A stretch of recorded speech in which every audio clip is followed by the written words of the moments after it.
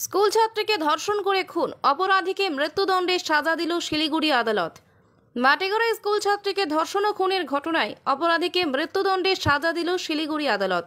এদিন অপরাধীকে মৃত্যুদণ্ডের সাজা শুনিয়েছেন শিলিগুড়ি আদালতের অ্যাডিশনাল সেশন জাজ কোর্টের বিচারক অনিতা মেহত্রা মাথুর।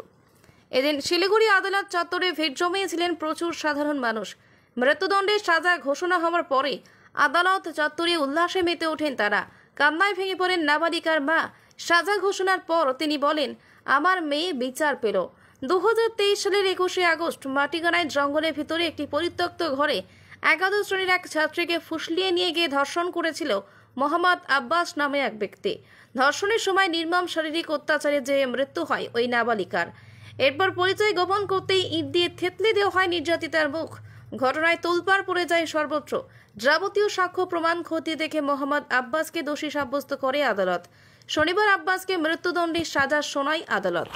আজকে আমরা আগের দিন আমাদের যে সেকশনে কেসটা প্রুভ হয়েছিল তাতে আমাদের 3টে সেকশন ছিল ডেথ সেন্টেন্সের।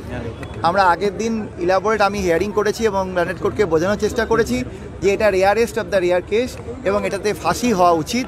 আমরা প্রেয়ার করেছিলাম ফাঁসির জন্য। আজকে লার্নেড কোর্ট যতগুলো সেকশন আছে তার মধ্যে 2টো সেকশনে ওকে ডেথ সেন্টেন্স দিল। একটা হচ্ছে যে মার্ডার আর একটা হচ্ছে আমাদের section 6 of POCSO act, অ্যাগ্রেভেটেড sexual offence এবং অ্যাগ্রেভেটেড পেনিট্রেটিভ সেক্সুয়াল অফেন্স। এবং এই 3টে সেকশনে আমাদের যেহেতু 302তে অলরেডি ডেথ সেন্টেন্স হয়ে গেছে, তো সেক্ষেত্রে আমাদের আলাদা করে আর 376 এতে আলাদা করে সাজা দেওয়ার কোনো ব্যাপার ছিল না।